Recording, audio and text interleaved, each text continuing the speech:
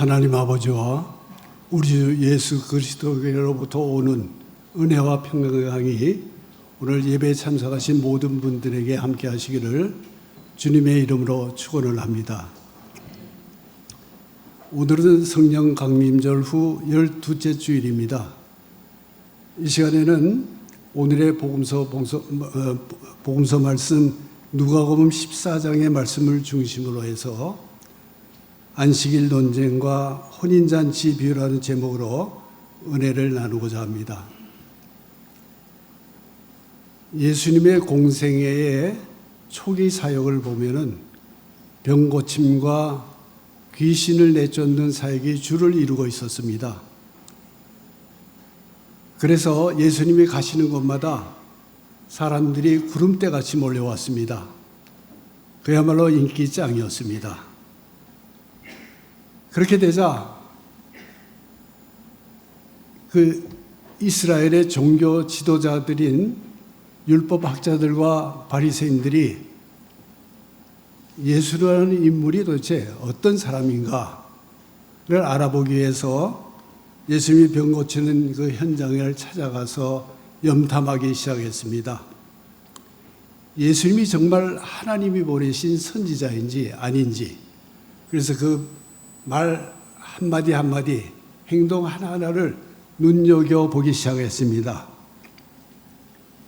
그 첫 번째 시작이 오늘 복음서 말씀 앞부분 누가복음 6장에서 이렇게 시작이 됩니다. 누가복음 6장 1절에서 보면은 예수님께서 제자들과 함께 안식일 날 밀밭 사이를 지나가시게 되는데 제자들이 밀이삭을 따서 손으로 비벼서 그것을 먹게 됩니다.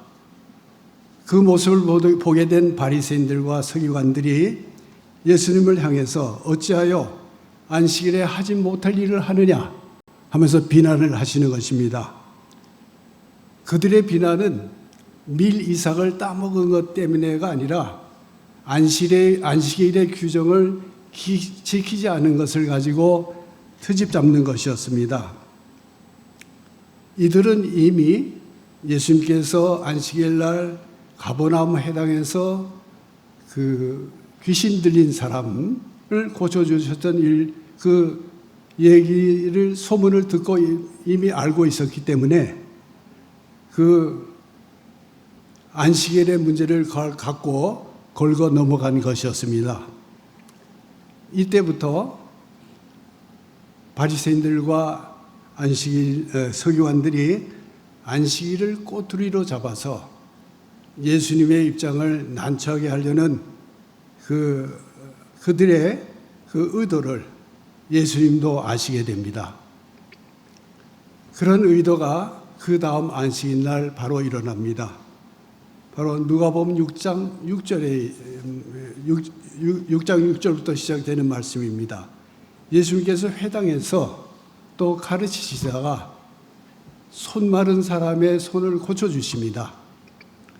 그때의 모습을 누가는 이렇게 기록하고 있습니다. 6장 7절 말씀인데요. 서기관과 바리새인들이 예수를 고발할 증거를 찾으려 하여 안식일에 병을 고치시니가 엿보니라고 기록하고 있습니다. 여기 엿본다는 말은 뭔가는 꼬투리를 잡겠다는 그런 표현입니다. 바리새인들의 목적과 표적이 아주 분명해진 것입니다. 그들은 예수님이 안식일을 지키지 않는 사람이라는 그 프레임을 만들어 씌워서 예수님을 율법을 지키지 않는 범법자로 몰아가기 시작한 것이었습니다. 이때 예수님께서 저들에게 안식일에 선을 행하는 것과 악을 행하는 것, 생명을 구하는 것과 죽이는 것, 어느 것이 옳으냐며 이렇게 물으면서 그 손 마른 사람의 손을 고쳐주십니다. 여기에 서기관들과 바리새인들은 유구무원이 되고 맙니다. 안식일 논쟁이 이스라엘의 종교 지도자들에게 중요한 타깃이 된 것이 분명해 보입니다. 계속해서 그 다음 안식일 날 또 일이 일어납니다. 누가복음 13장 31절을 보면은 예수님께서 안식일에 회당에서 가르치시다가 18년 동안이나 귀신 들려서 허리가 고부라진 여인의 병을 고쳐주십니다. 이때 이 병 고치는 모습을 본 회당장이 분을 내면서 어찌해서 안식일에 하지 말아야 일을 하느냐 하면서 예수님께 따져 묻는 것이었습니다. 그러나 예수님께서 너희들이 집에서 키우는 소라 양도 안식일에 물을 먹이지 않느냐 하시면서 그 여인의 병을 고쳐주십니다. 그러자 거기에 있다가 반대했던 사람들이 그래 부끄러워했다라고 이 말씀을 이렇게 하고 있습니다. 이런 배경에서 오늘의 말씀을 좀 살펴보도록 하겠습니다. 누가복음 14장 1절 말씀에 안식일에 예수께서 한 바리새인 지도자의 집에 떡 잡수시러 들어가시니 그들이 엿보고 있더라 라고 시작하고 있습니다. 여기서도 엿본다는 말이 나옵니다. 뭔가 좀 수상쩍어 보입니다. 엿본 이유가 따로 있었습니다. 바리새인 지도자가 예수님을 초청해서 식사하는 자리에 갑자기 수정병 걸린 사람이 등장을 하는 겁니다. 뭔가 어색하게 연출된 장면 같지 않습니까? 분명히 그들이 노리는 것이 있었습니다. 그것은 예수님으로 하여금 병든 자의 병을 고치게 해서 안식일에 병 고쳤다는 것을 트집 잡아서 그 예수님이 그 안식일을 지키지 않는다라는 그런 그 작전이었던 것입니다.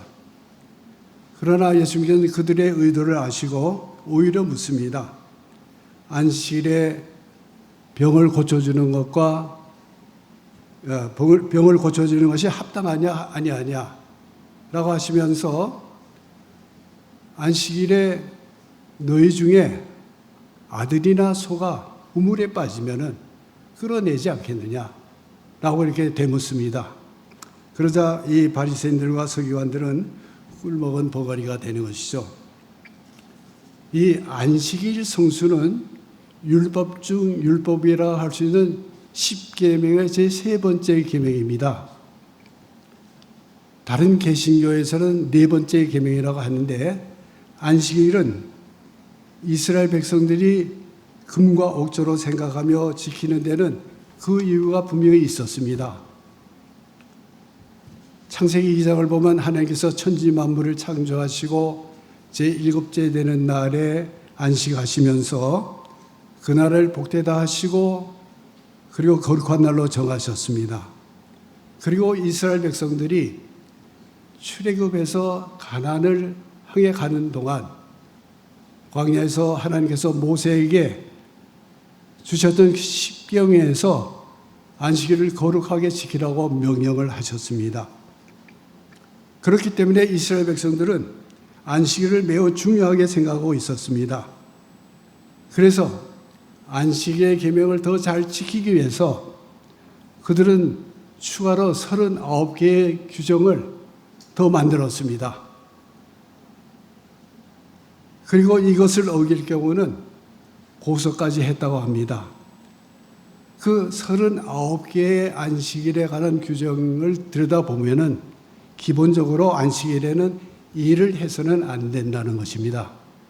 그 규정들이 39가지인데 다 얘기는 할 수 없죠. 몇 가지 얘기한다면 씨 뿌리기, 추수하기, 빵을 반죽하거나 굽는 것, 양털을 자르고 염색하기, 과일 껍질 벗기기, 글자를 2자 이상 쓰기, 또 글자를 2자 이상 지우기, 또 불을 켜기, 불을 끄기, 물건을 공공장소에서 1.7m 이상은 옮기지 않기, 뭐 등등 여러 가지가 있습니다만은, 그래서 지금도 유대인 공동체가 있는 빌딩의 엘리베이터는 안식일이 되면 각 층마다 자동적으로 서도록 안식일 전날 밤에 아주 설정을 해놓는다는 것입니다.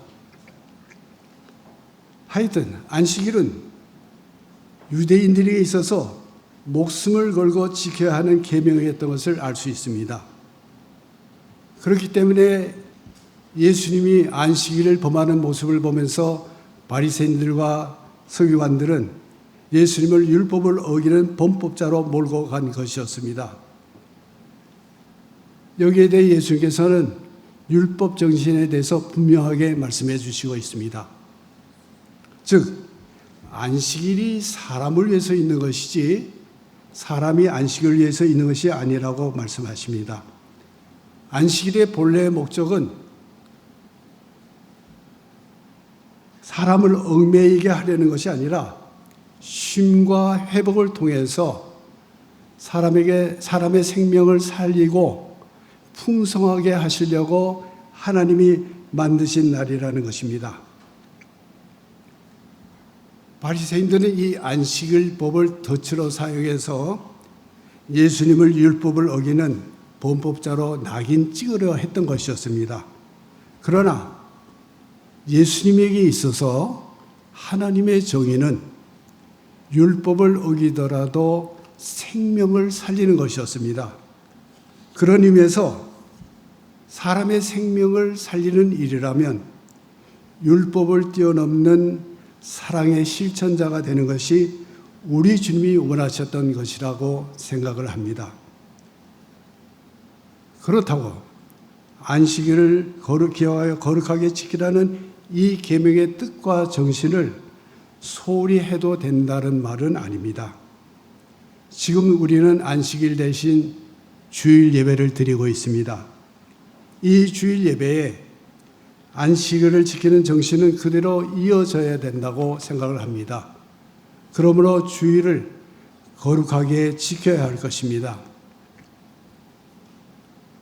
옛날 제가 고등학교를 다니던 학교가 소위 미션 스쿨로서 학교에서 성경을 정식 교과 과목에 포함시켜서 가르쳤었습니다. 그래서 처음 개학을 하고 이제 성경 공부 시간이 수업 시간이 시작되니까 성경 교사로서 목사님이 들어오셨습니다. 그 목사님 이름은 김동수 목사님이라는 분인데 처음부터 굉장히 포스가 있었습니다. 하여튼 들어오는 건데 회초리를 들고 근데 또 생김생이도 우락부락 하셨습니다. 그러나 이제 학생들은 그래도 목사님이시니까 하는 편안한 마음으로 쑥덕거리고 뭐 이렇게 얘기도 하고 수군수군 됐습니다. 그러니까 목사님이 아주 작심을 하고 들어오신 것입니다. 호통을 치면서 조용히 하도록 이게 명령을 하십니다. 순간 아주 학생은 깜짝 놀랐지만 뭐 설마 목사님이 뭐 어쩌시려나 하는 생각으로 장난하고 떠들어서 계속 떠들었습니다. 그러자 목사님이 그 학생들을 불러내서는 회초리를 들고 학생들의 손바닥을 펴가지고 아주 세차게 그냥 그 손바닥을 때렸습니다. 순간 그 교실이 조용해졌습니다.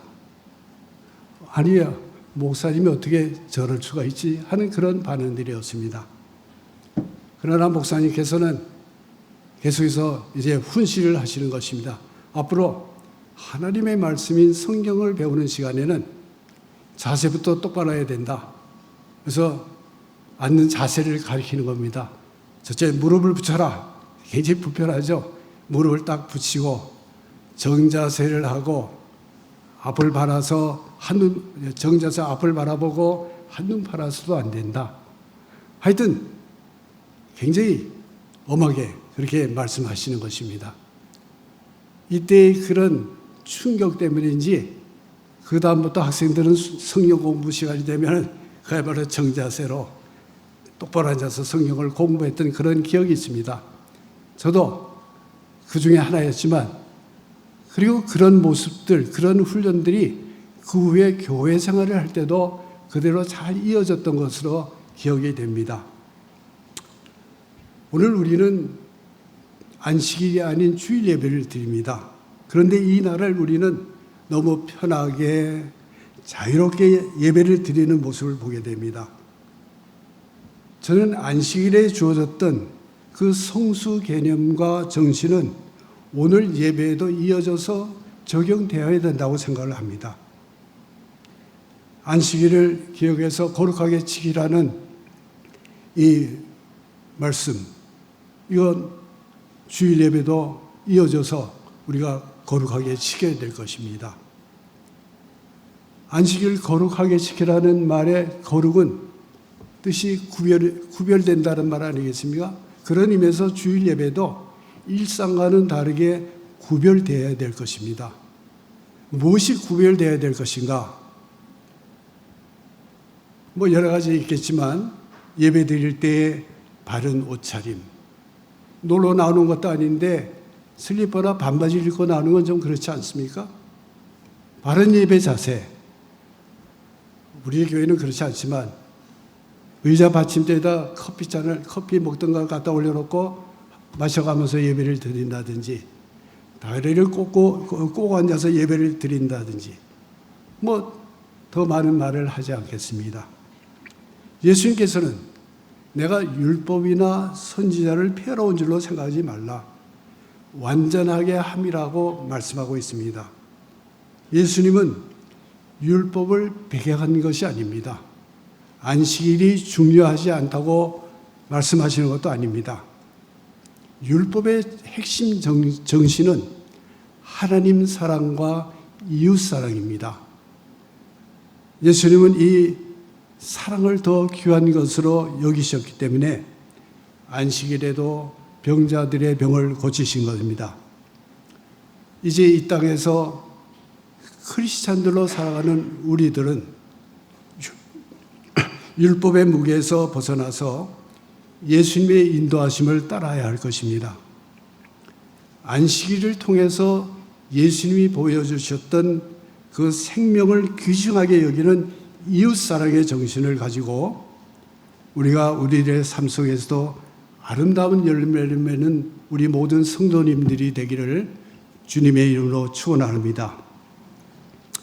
이런 와중에도 예수님께서는 그들 초청받은 종교 지도자들이 외식하는 모습을 보게 됩니다. 그들은 위신과 체면 때문에 겉으로는 겸손한 척하지만 속으로는 높은 자리를 차지하려고 혈안이 되어 있는 모습을 보게 됩니다. 이런 겉과 속이 다른 그런 위선적인 모습을 보시면서 예수님께서는 혼인잔치의 비유를 들어 너희들이 잔치에 초청을 받으면 높은 자리에 앉았다가 낮은 자리로 쫓겨나 앉는 부끄러움을 당하기 전에 미리 아예 낮은 자리에 앉으라고 이렇게 말씀을 하십니다. 그러시면서 무릇 자기를 높이는 자는 낮아지고 자기를 낮추는 자는 높아지리라는 말씀을 하시면서 그들의 위선적인 모습을 이제 비난하시는 것입니다. 지도자라고 하는 사람들이 겸손하게 낮아져서 백성들을 섬겨야 하는데 높은 자리에만 신경 쓰는 그들의 모습을 보시면서 그것을 지적하시는 것입니다. 오늘 우리나라에서도 일어나는 상황과도 너무 비슷한 것입니다. 지금 정치나 교회나 서로 높은 자리에 올라가려고 정말 정말 부끄러운 모습으로 싸우는 모습을 우리가 보게 됩니다. 그래서 높은 자리에 앉거나 권력을 잡거나 하면은 하늘 높은 줄 모르고 기고만장하는 그런 모습들을 보게 됩니다. 너무나도 부끄러운 모습들이죠. 인도의 성자로 존경받는 테레사 수녀가 미국 의회를 방문해서 연설한 적이 있었습니다. 그녀는 그 연설을 이렇게 마무리하고 있습니다. 섬길 줄 아는 사람만이 다스릴 자격이 있습니다. 이 연설을 끝내자 그 의회 안은 정적이 흘렀다고 합니다. 감동과 전율로 인해서 순간 얼마 후에 박수가 터져 나왔다고 합니다. 지금 우리는 너무나도 자격이 없는 사람들이 높은 자리에 앉으려고 날뛰는 세상 가운데 살고 있습니다. 이런 세상 가운데서 주님 말씀대로 자기를 높이는 자는 낮아지고 자기를 낮추는 자는 높아지리라는 이 말씀을 마음에 새기고 살아가는 우리 모두가 되기를 바랍니다. 마지막으로 예수님은 조건 없이 베푸는 사랑을 가르치시고 계십니다. 나를 다시 초청해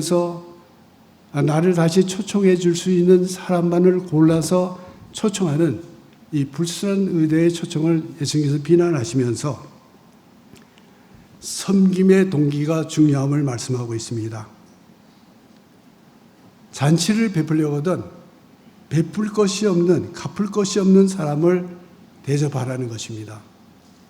정말 잔치를 베풀 때 갚을 것이 없는 그런 사람을 대접하라고, 그러면서 값없이 베푸는 자가 복이 있다라고 예수님께서 말씀하고 계십니다. 제가 천안에서 목회할 때 있었던 일입니다.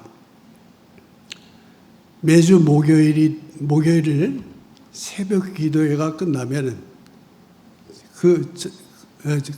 교회에서 저녁에 국밥을 준비했다가 아침에 성도님들과 함께 그것을 가지고 천안역으로 나가서 천막을 쳐놓고 테이블 펴놓고 노숙자들에게 그 국밥을 나누는 봉사를 한 적이 있었습니다. 새벽 조찬에 노숙자들을 초청한 것이었습니다. 그때 교인들의 모습이 아무 대가도 바라지 않으면서 기쁨으로 봉사하는 모습을 보면서 이것이 우리 주님이 기뻐하시는 일이요, 우리가 해야 될 일이구나 하는 생각을 하면서 꽤 오랫동안 계속했던 기억이 있습니다. 저는 한국 교회들이 이런 모습의 교회가 되어라고 믿습니다. 말씀을 마치겠습니다. 중앙교회 주일 예배가 안식일의 정신을 잘 계승하는 거룩하면서도 아름다운 예배가 되기를 바랍니다. 그리고 성도들이 서로가 서로를 높이며 자기를 낮추는 아름다운 교회가 되기를 주님의 이름으로 축원합니다. 모든 지각에 뛰어난 하나님의 평강이 그리스도 예수 안에서 여러분의 마음과 생각을 지키시기를 바랍니다. 아멘. 같이 말씀을 묵상하며 침묵 기도하겠습니다.